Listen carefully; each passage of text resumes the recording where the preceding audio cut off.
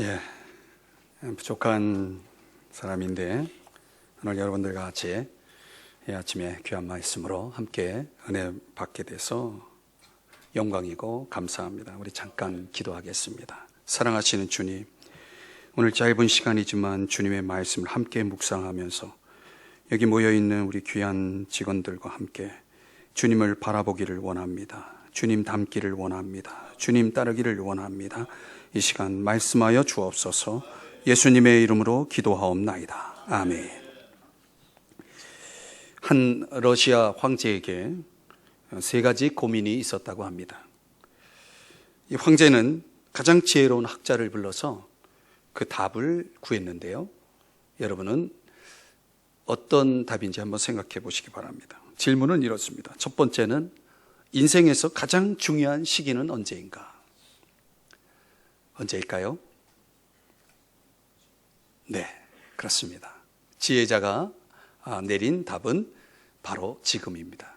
두 번째는 이 세상에서 가장 중요한 사람은 누구일까요? 지혜자의 답은 바로 나 자신이었습니다. 세 번째는 세상에서 가장 중요한 일은 무엇일까요? 지혜자의 답은 지금 하고 있는 일이었다고 대답했습니다. 사랑하는 여러분, 가장 중요한 사람은 누구예요? 우리 자신입니다. 지금 우리는 가장 중요한 시기를 맞이하고 있고 또 가장 중요한 일을 하고 있는 분들입니다. 오늘 그런 저와 여러분이 우리 주님께서 오늘 말씀하시는 이 말씀을 통해서 오늘 하루 우리가 정말 중요하고 정말 주님 보시기에 합당한 하루를 보내기 위해서 오늘 이 아침에 우리가 모여있는 줄 압니다. 오늘 본문에 보면 예수님을 선한 목자라고 말씀하고 있습니다. 선한 목자의 특징이 뭘까요? 선한 목자라는 표현이 있는 걸 보면은 분명히 나쁜 악한 목자도 있다는 얘기겠죠. 자, 성경이 예수님 스스로를 선한 목자시다 이렇게 예수님이 말씀을 하시면서 오늘 본문의 말씀 보시면 선한 목자의 정의를 내려주고 있습니다. 선한 목자는 11절 양들을 위하여 목숨을 버린다. 양을 위해서 목숨을 버린다. 선한 목자의 특징은 바로 목숨을 버리는 것이다. 희생이다. 이렇게 말씀을 했습니다. 우리 기독교 덕목의 가장 중요한 핵심이 무엇입니까? 그것은 희생입니다.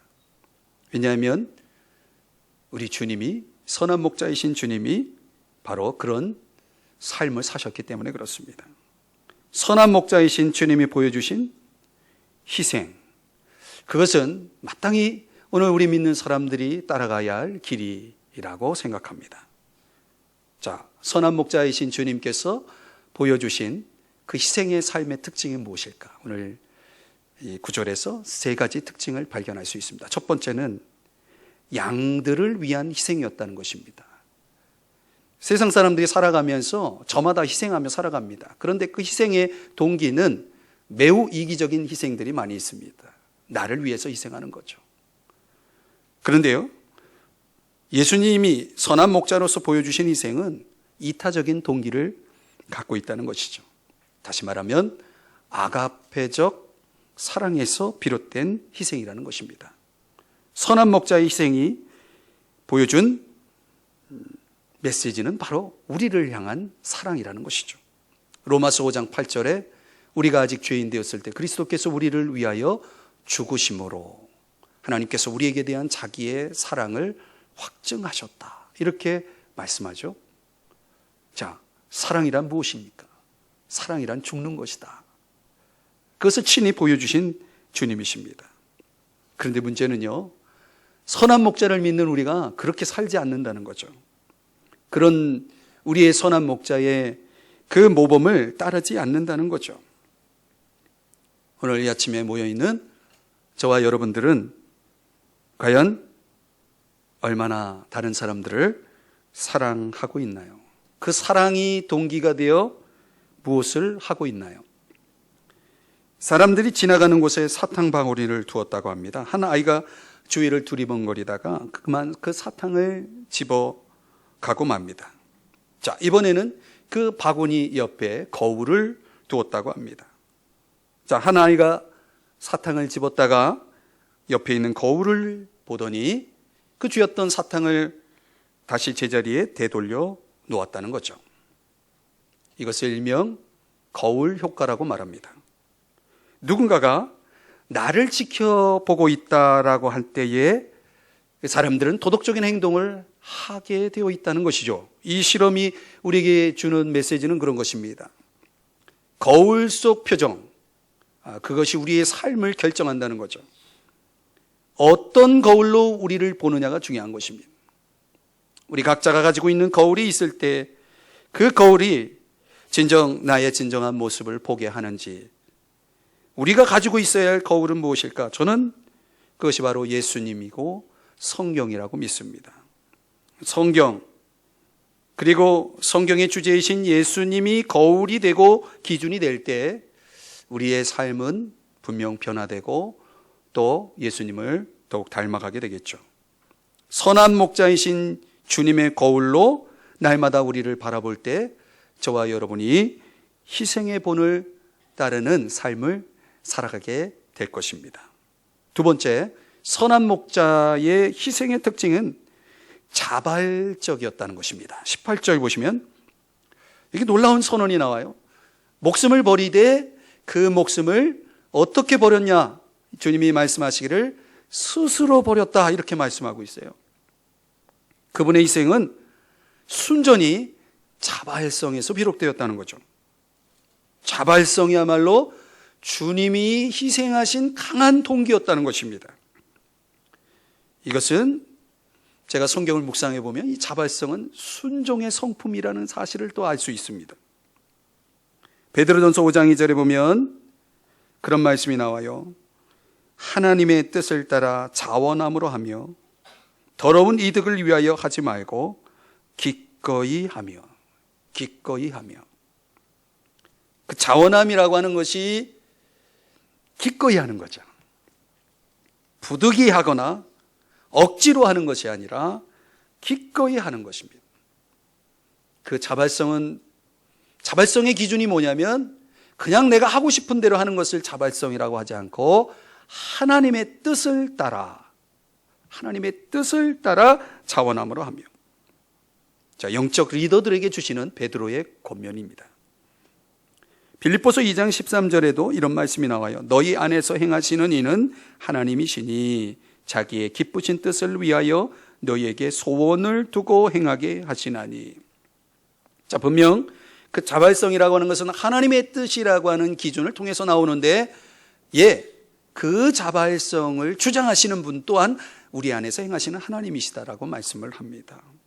제가 와서 CTS 이 건물을 두 번 이렇게 와서 보게 되는데요. 오늘 이렇게 많은 직원들이 와서 예배를 드리는 모습 보니까 참 너무 이 CTS에 대한 그동안에 제 마음속에 이렇게 생각하고 있었던 거하고는 좀 많이 다르구나라는 생각을 하게 됩니다. 혹시 여러분 직원이기 때문에 이 자리에 와 계십니까? 아니면 하나님의 뜻을 따라서 하나님 주시는 마음을 가지고 오늘 이 자리에 나와 계시나요? 빌립보서 2장 14절에는 이어지는 이런 말씀이 나옵니다. 모든 일을 원망과 시비가 없이 하라. 원망과 시비가 없이 하라.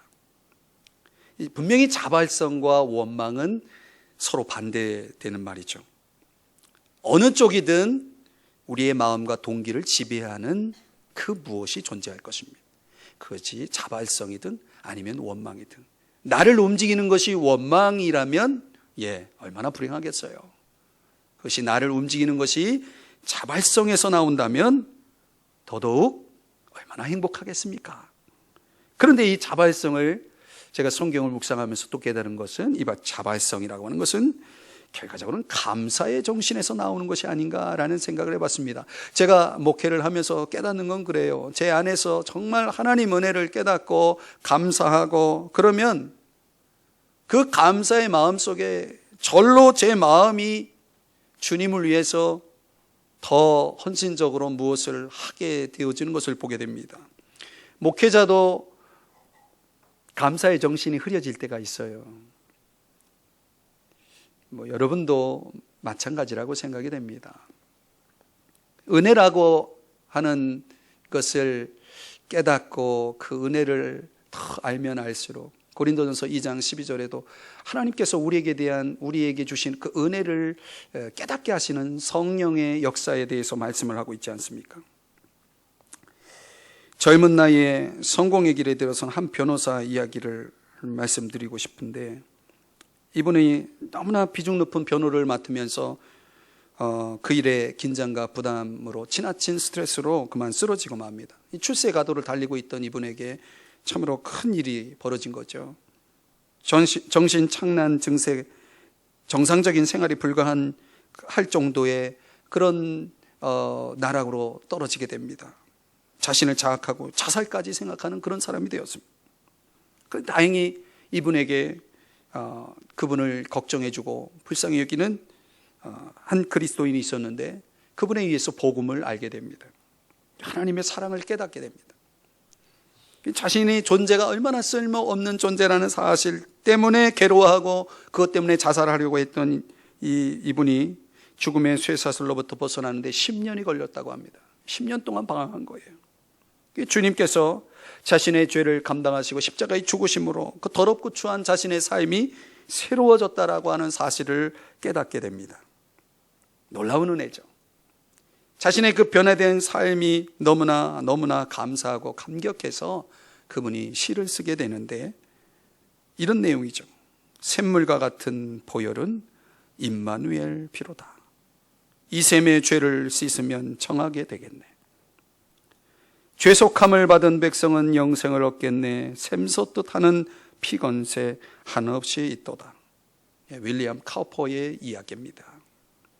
사랑하는 여러분, 우리가 살아가면서 특별히 이렇게 기독교 방송으로 또 섬겨주시는 우리 모든 직원들에게 있어서 여러분의 사역이 얼마나 귀한 사역이고 정말 중요한 사역인가.